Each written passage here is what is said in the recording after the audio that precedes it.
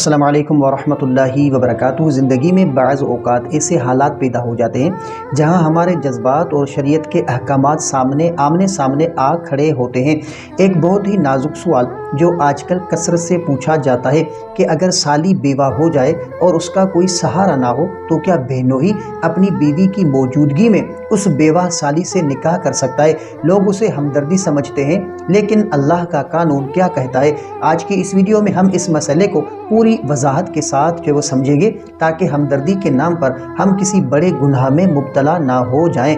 تو میرے محترم ناظرین، غور سے سماعت فرمائیں کہ اسلام میں نکاح کے حوالے سے کچھ رشتے حرام ابدی ہیں جن سے کبھی نکاح نہیں ہو سکتا، جیسے ماں، بہن، اور کچھ حرام عارضی ہیں۔ اور بیوی کی بہن سالی کا رشتہ سالی سے نکاح حرام عارضی ہے۔ اس کا مطلب یہ ہے کہ جب تک آپ کی بیوی آپ کے نکاح میں ہے، اس کی سگی بہن آپ پر حرام ہے۔ اور بیوہ ہونے کی صورت میں چاہے سالی بیوہ ہو، یتیم بچوں والی ہو یا انتہائی بے سہارا ہو، شریعت کا قانون نہیں بدلتا۔ قرآن پاک میں اللہ تعالیٰ نے صاف لفظوں میں دو بہنوں کو ایک ساتھ نکاح میں رکھنے سے منع فرمایا ہے، اور واحد صورت یہ ہے کہ سالی سے نکاح صرف اسی صورت میں ممکن ہے جب پہلی بیوی کا انتقال ہو جائے یا اسے طلاق ہو جائے اور عدت مکمل ہو جائے۔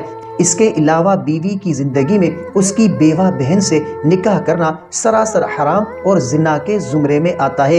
ایک اہم معاشرتی نصیحت تو ہمدردی اپنی جگہ، لیکن یاد رکھیں کہ اللہ کی حدود کو توڑنا کسی ہمدردی کا حصہ نہیں ہو سکتا۔ اگر آپ اپنی بیوہ سالی کی مدد کرنا چاہتے ہیں تو اس کی مالی معاونت کریں، اس کے بچوں کا سہارا بنیں یا اس کا نکاح کسی مناسب جگہ کروانے میں مدد کریں، لیکن اسے اپنے نکاح میں لانا جبکہ اس کی بہن آپ کے گھر میں آباد ہے، اللہ کی کھلی نافرمانی ہے۔ اللہ پاک ہمیں جذبات میں آ کر حدود شرعیہ کو پامال کرنے سے محفوظ رکھے۔ دین اسلام کا ہر حکم ہماری ہی بہتری کے لیے ہے۔ اگر آپ کو لگتا ہے کہ یہ معلومات کسی بڑے گناہ کو روکنے میں مددگار ثابت ہو سکتی ہے تو اس ویڈیو کو اپنے حلقہ احباب میں ضرور شیئر کریں۔ دین کی ایسی ہی باریک اور اہم معلومات کے لیے ہمارے چینل کے ساتھ جڑے رہیں۔ اللہ ہمیں حق بات کہنے اور اس پر عمل کرنے کی توفیق عطا فرمائے۔ تو امید ہے کہ آپ کو اس ویڈیو سے کافی کچھ سیکھنے کو ملا ہوگا۔ اگر آپ کا کوئی ایسا سوال ہے جس کا آپ جواب جاننا چاہتے ہیں یا آپ نے کوئی ایسا خواب دیکھا ہے